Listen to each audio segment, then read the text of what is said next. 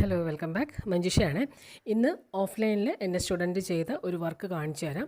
അഗ്രപശ്യാമി കൃഷ്ണനെയാണ് ചെയ്തിരിക്കുന്നത്. അതും natural colours വെച്ചിട്ടാണ് കേട്ടോ ചെയ്തിരിക്കുന്നത്. ആദ്യം ബോർഡ് പ്രിപ്പറേഷനാണ്. ബോർഡ് പ്രിപ്പയർ ചെയ്തതിന് ശേഷം നമ്മൾ ഡയറക്റ്റായിട്ട് അതിലേക്ക് പെൻസിൽ ഉപയോഗിച്ചിട്ട് പിക്ചർ വരയ്ക്കുകയാണ് ചെയ്യാറ്. ഇനി പെൻസിൽ ഉപയോഗിച്ചിട്ട് വരയ്ക്കുമ്പം കുറച്ച് തിക്കായി പോയി എന്ന് തോന്നുവാണെങ്കിൽ നമുക്ക് മിസ്റ്റേക്സ് ഒന്നും ഇല്ലാതെ വരച്ചെടുക്കണം എന്നുണ്ടെങ്കിൽ എന്ത് ചെയ്യണം? ആദ്യമേ തന്നെ അത് ചാർട്ട് പേപ്പറിൽ വരയ്ക്കുക. ഞാൻ അങ്ങനെയാണ് ചെയ്യിപ്പിക്കാറ്. ചാർട്ട് പേപ്പറിൽ പിക്ചർ വരപ്പിക്കും. അതിനുശേഷം ബട്ടർ പേപ്പറിൽ അത് ട്രേസ് ചെയ്ത് അത് യെല്ലോ കാർഡ്ബോർഡ് ഉപയോഗിച്ചിട്ട് ക്യാൻവാസിലേക്ക് അല്ലെങ്കിൽ നമ്മുടെ ബോർഡിലേക്ക് വരയ്ക്കുകയാണ് ചെയ്യുക. അങ്ങനെ വരുമ്പോഴത്തേക്ക് നമുക്ക് മിസ്റ്റേക്സ് എല്ലാം ഒഴിവാക്കി തന്നെ ചെയ്യാം.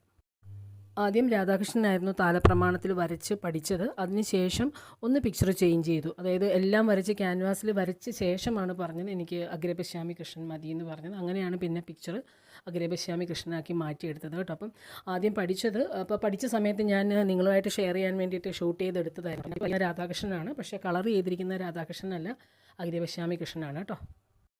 ചാർട്ട് പേപ്പറിൽ വരയ്ക്കുമ്പം ബോഡിയുടെ ആ ഒരു ഷേപ്പും പിന്നെ ഓർണമെൻറ്റ്സിന് വേണ്ടിയിട്ടുള്ള പാരലൽ ലൈൻസ് എല്ലാം വരച്ചിടുകയാണ് പതിവ്.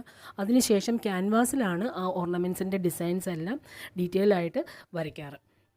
ബോർഡ് പ്രിപ്പയർ ചെയ്ത് പിക്ചർ എല്ലാം വരച്ചതിന് ശേഷം നെക്സ്റ്റ് വരുന്നത് കളർ മിക്സിംഗ് ആണ്. കളർ മിക്സ് ചെയ്യാൻ വേണ്ടിയിട്ട് ചിരട്ടയാണ് ഉപയോഗിക്കുന്നത് കേട്ടോ. ചിരട്ട നല്ലതുപോലെ ക്ലീനാക്കി എടുക്കുക. എന്നിട്ട് ഓരോ കളറിന് വേണ്ടിയിട്ടും ഓരോ ചിരട്ട എടുക്കുക. ആദ്യം റെഡ് കളറാണ് മിക്സ് ചെയ്യുന്നത്. റെഡ് കളറും പിന്നെ അതിൻ്റെ കൂടെ ഗമ്മും ചേർക്കുന്നുണ്ട്. ഗമ്മും കൂടെ ചേർത്തിട്ടാണ് നമ്മളിത് മിക്സ് ചെയ്തെടുക്കുന്നത്. ഗമ്മെന്ന് പറയുന്നത് നാച്ചുറൽ ആയിട്ടുള്ള ഗമ്മാണ്. അത് മിക്സ് ചെയ്ത് വളരെ ചെറിയ അളവിൽ വെള്ളവും ചേർത്തിട്ട് മിക്സ് ചെയ്തെടുക്കുകയാണ് ചെയ്യുന്നത്. അതിനുശേഷം ഇത് ഉപയോഗിച്ചിട്ടാണ് ഔട്ട്ലൈനും പിന്നെ റെഡ് കളറിൽ വരുന്ന ഭാഗത്തെല്ലാം ഷെയ്ഡ് ചെയ്യുന്നത്. ഇതേപോലെ തന്നെ യെല്ലോ കളർ മിക്സ് ചെയ്യുക. പിന്നെ ഗ്രീൻ കളറിന് വേണ്ടിയിട്ട് നീലാമരിയാണ് എടുത്തിരിക്കുന്നത്. നീലാമരിയിലും ഇതേപോലെ തന്നെ ഗമ്മ് ചേർത്ത് നാച്ചുറലായിട്ടുള്ള ഗമ്മ് ചേർക്കും. ഓരോ ചേർക്കുന്ന ഗമ്മുകൾക്കെല്ലാം വ്യത്യാസമുണ്ട്. അതിൻ്റെ ആ ഒരു അളവിലും വ്യത്യാസമുണ്ട്. അങ്ങനെ എല്ലാം പ്രിപ്പയർ ചെയ്തിട്ട് നമ്മൾ എങ്ങനെയാണോ അക്രിലിക് ഉപയോഗിച്ചിട്ട് ചെയ്യുന്നത് അതുപോലെ തന്നെയാണ് ചെയ്യുന്നത്. അക്രിലിക്കിന് പകരം നാച്ചുറൽ കളേഴ്സ് ഉപയോഗിക്കുന്നു, അത്രമാത്രം. ഓക്കെ.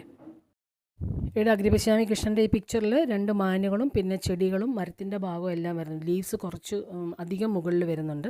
കൃഷ്ണൻ്റെ കിരീടത്തിനോട് ചേർന്ന് കുറച്ചധികം ലീവ്സ് വരച്ചിട്ടുണ്ട്. പിക്ചർ ഏകദേശം പകുതിയോളം ചെയ്തു. അതൊന്നും ഞാൻ ഷൂട്ട് ചെയ്തിട്ടില്ല കേട്ടോ. ഇവിടെ റെഡ് വെച്ചിട്ടുള്ള ഷെയ്ഡിങ് ആണ് ഇപ്പോൾ ചെയ്തുകൊണ്ടിരിക്കുന്നത്.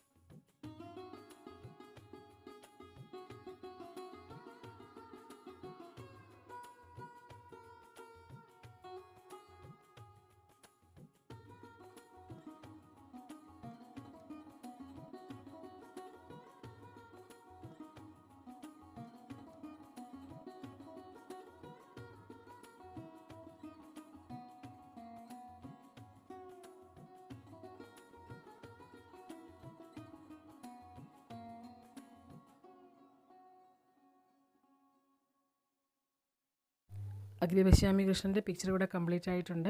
അപ്പോൾ നമുക്ക് നെക്സ്റ്റ് ഇതുപോലെ തന്നെ ഒരു പിക്ചർ മെഷർമെൻ്റ് എല്ലാം എടുത്ത് വരയ്ക്കാം. അപ്പോൾ ഞാൻ നിങ്ങൾക്ക് വേണ്ടി ഒരു പിക്ചർ എല്ലാം റെഡിയാക്കി വെച്ചിട്ടുണ്ട്. നമ്മൾ നേരത്തെ ശിവപാർവതിയും രാധാകൃഷ്ണനും എല്ലാം വരച്ചതുപോലെ തന്നെ ഒരു ട്യൂട്ടോറിയലായിട്ട് തന്നെ നമുക്ക് വരയ്ക്കാം. കുട്ടികൾക്ക് വെക്കേഷൻ ആയതുകൊണ്ട് കുട്ടികൾക്കും വീട്ടിലുള്ളവർക്കും കുറച്ച് ഫ്രീ ടൈം കിട്ടുമെന്ന് വിചാരിക്കുന്നു. ആ ഫ്രീ ടൈം നമുക്ക് വരയ്ക്കാൻ താല്പര്യമുള്ളവർക്ക് വരയ്ക്കാം. അപ്പോൾ കുട്ടികളും ജോയിൻ ചെയ്യുക. വരയ്ക്കാൻ താല്പര്യമുള്ള കുട്ടികളുണ്ടെങ്കിൽ അവരും ജോയിൻ ചെയ്യുക. നമുക്കിതിന് മുന്നേ പിക്ചേഴ്സ് എല്ലാം വരച്ചതുപോലെ തന്നെ മെഷർമെൻ്റ് എല്ലാം എടുത്ത് ഒരു ചെറിയ പിക്ചർ വരയ്ക്കാം. അപ്പോൾ എല്ലാവരും ഹാപ്പി ആയിട്ടിരിക്കുക. കുട്ടികളുടെ ഒപ്പം വെക്കേഷനൊക്കെ എൻജോയ് ചെയ്യുക. അപ്പോൾ നമുക്ക് നെക്സ്റ്റ് വീഡിയോയിൽ ഉടനെ തന്നെ വീണ്ടും കാണാം. Okay, bye friends, take care.